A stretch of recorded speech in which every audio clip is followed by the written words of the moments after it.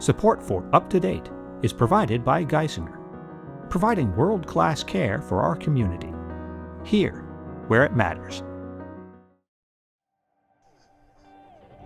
It's Monday, July 20th, and the start of another week here in Northeast Pennsylvania. I'm Bolus, in today and tomorrow for your up-to-date host, Sarah Scinto. Today on Up to Date, Sarah gives you all the good beach read recommendations, and Borys Krawczeniuk has a story on what you can expect from your Pennsylvania American water bill. But first, WVIA's Lydia McFarlane sat down with State Representative Bridget Kosierowski, who announced her breast cancer diagnosis in June. At her Dixon City District office, Kosierowski shared her hopeful health outlook, the importance of regular screenings, and how she'll turn her experience into legislative action in Harrisburg. Kosierowski is still recovering from breast cancer surgery, but it was hard to tell with her pink pantsuit and wide smile. The surgery went well, and she has a good prognosis. As soon as I was able to know what kind of cancer I have and that there is a treatment for it, and the 5 and 10 year statistics are pretty decent, that gives me an enormous amount of hope. Kosierowski credits the routine screening that caught her cancer early. It could change people's lives because that screening that I went and got, it changed the trajectory of my outcome. Kosierowski is a registered nurse. She says her cancer diagnosis has reinforced her goal of making healthcare accessible. What I have been laser focused on for the last 6 years of my life and my job is access to care, affordability, and information. Because there's no reason that two 54-year-old women sitting here should not be able to have the same access to care and the same outcome. She's always worked on health legislation, and she plans to continue doing so. I am the example of what I was working on. And hey, I have a good outcome, but I was already kind of working on some things that directly affect me as a patient. Now I'm the patient, so now I even have more reason and more knowledge and more empathy and compassion to do it even more. Kosierowski says she's grateful for the support she's received, and she wants people to understand from her experience the importance of preventive care like regular screenings and catching cancer early. In Dixon City, I'm Lydia McFarlane, WVIA News. Your next Pennsylvania American water bill could be higher. As WVIA's Borys Krawczeniuk reports, state regulators approved higher rates for water and sewage disposal again.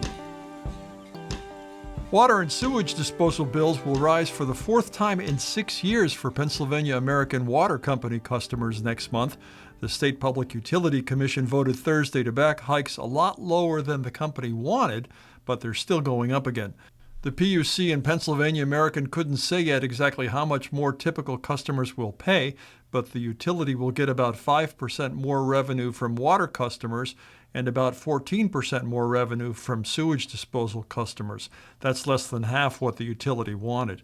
PUC Chairman Stephen DeFrank, one of 4 commissioners who voted yes, said the company deserved higher rates partly because it acquired 14 troubled water or wastewater systems in the last 10 years. That includes building a water system for residents in Dimock Township in Susquehanna County to get them off contaminated wells. Residents say natural gas drilling caused the contamination. There is no doubt that the efforts the company has undertaken to temporarily run, remediate, and often provide permanent solutions for these troubled water systems provide a real benefit to the public. This should be recognized. Commissioner Kimberly Barrow said the company deserves kudos for that, but she voted no because rates are high enough. They did the right thing, and they did the right thing. They were able to do it because basically the commission has been pretty darn generous with rate increases since 2020. Pennsylvania American has the highest water rates in the Commonwealth. I'm Borys Krawczeniuk, WVIA News. Pennsylvania American water crews have finished repairing a water main break in downtown Scranton that closed city and county buildings and businesses over the weekend. The utility says because of the size of the impacted area, it will take a while for service to be restored to all customers. A boil advisory still remains in place, and until that's lifted, tankers will be available. Customers might notice discolored water as the service is restored. The utility says crews are flushing the area to help the situation. And now time for bookmarks. Hello and welcome to Bookmarks. I'm your reader-in-chief and morning edition host here at WVIA, Sarah Scinto, here with this week's recommendations. It's beach read season once again. While the phrase beach read may conjure images of summer romance and ocean settings, any book can make a perfect beach companion. I do love a summer romance, but all I really need is a good page-turner to lose myself in while enjoying the sun and surf. This week's recommendations will definitely keep you reading all summer long.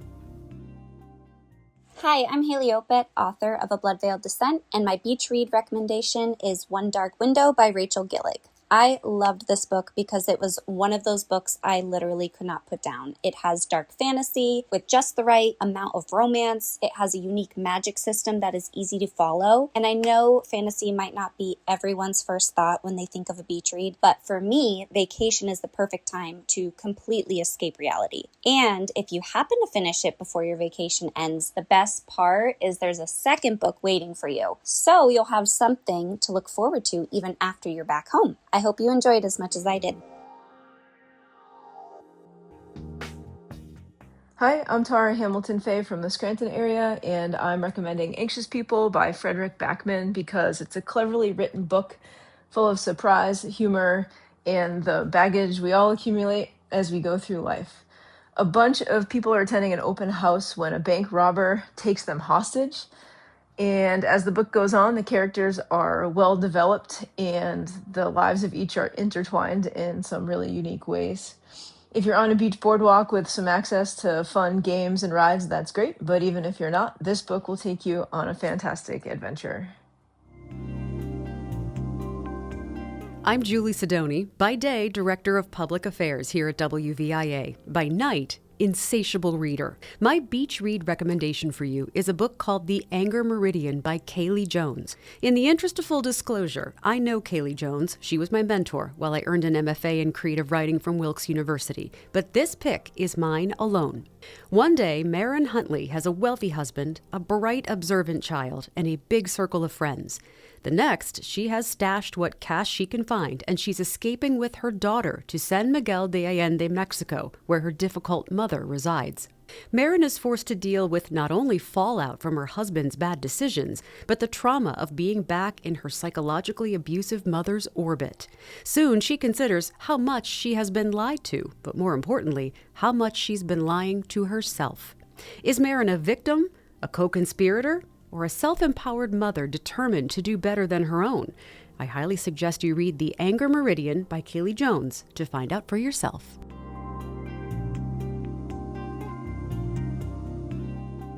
My name is Kaylee, and I'm the owner of Lost and Found Bookshop in downtown Scranton. When asked to recommend a beach read, I wanted to pick something entertaining. The Southern Book Club's Guide to Slaying Vampires by Grady Hendrix isn't your usual beach read. This is a Southern Gothic horror set in the suburbs of the Carolinas in the 1990s. And this book delivers genuine suspense with lots of humor, too. When a book club of Southern mothers starts to suspect their charming new neighbor isn't quite what he seems, and reports of missing children begin making headlines, the women decide to take matters into their own hands to protect their kids and the community. The result is a thrilling story with unforgettable characters and a new spin on the classic vampire. This book will transport you. The pages drip with humidity and neighborhood gossip. It's the kind of story that sticks with you long after you've finished the last page. I read it a while ago, and I find I still walk a little fast when I take the trash out at night due to one of the chapters early on in the book. This is a book that I recommend whenever a copy finds its way on the shelves of my store. Lost and Found Bookshop recently moved in June and has reopened its doors at a new location in downtown Scranton at 408 Biden Street. With over 1,800 books filling our shelves, stop on by to find your perfect beach read this summer. I'm Lydia McFarlane, WVIA's healthcare reporter. What if Love Island and Survivor had a baby? And throw a little bit of Lord of the Flies into the mix, too. Well, that's what it felt like reading The Compound by Aisling Rawle. The book starts with our protagonist, Lily, waking up confused in a compound in the middle of the desert, surrounded by other beautiful, model-type young women. The men show up later in the day, after a dangerous trek through the desert, and the group embarks on a televised journey. They form relationships, complete easy and fun tasks, and receive luxury rewards, spending most of their time lounging by the pool and gossiping. Participants must share a bed with a contestant of the opposite sex each night or face immediate elimination in the morning. As the reality show progresses, the contestants' ranks dwindle, and the stakes get higher. The tasks become more sinister, and contestants push the bounds of their own morality in completing them. The compound asks, what would you do to win? And what does society's obsession with reality television say about us? This book is fast-paced, summary, and delves into themes of surveillance and human nature, making it the perfect beach read for me, and I hope for some of you. This is Brittany Shoemaker from the Charming Church Mouse, and being born and raised in Florida, I know a thing or two about beach reads. That doesn't necessarily mean lowbrow or fluff, but an escape. So today I bring you a summer camp-inspired double feature from two of my favorite thriller and horror writers, Grady Hendrix and Riley Sager. The first by Hendrix is the Final Girl Support Group, which is about 6 women who each survived 6 separate summer camp massacres. But now each is being killed off one by someone who knows their secret. It's full of Final Girl energy that's one part love letter to classic slashers and one part dark humor.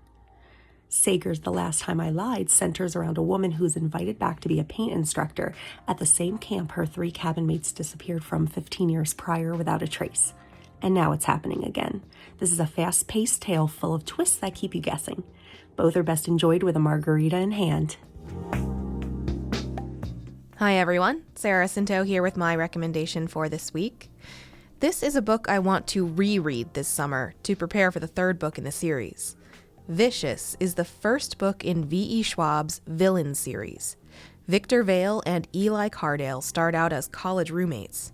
In their senior year, their research and interest in near-death experiences and supernatural events leads them to a thesis. Under the right conditions, ordinary human beings can obtain extraordinary abilities. When things move from theoretical to experimental, of course something goes wrong, and Victor and Eli find themselves pitted against one another. After all, where there's a superhero, there must also be a villain. Vicious is vibrant, fast-paced, and full of the immensely interesting characters I expect from V.E. Schwab. And if you finish this one over the course of a couple of beach days, book number 2, Vengeful, is waiting for you before Victorious comes out in October. That's all for this edition of Bookmarks. Join us again on August 1st for more. Want to talk about a book you love? Email me at sarahsinto@wvia.org with bookmarks in the subject line.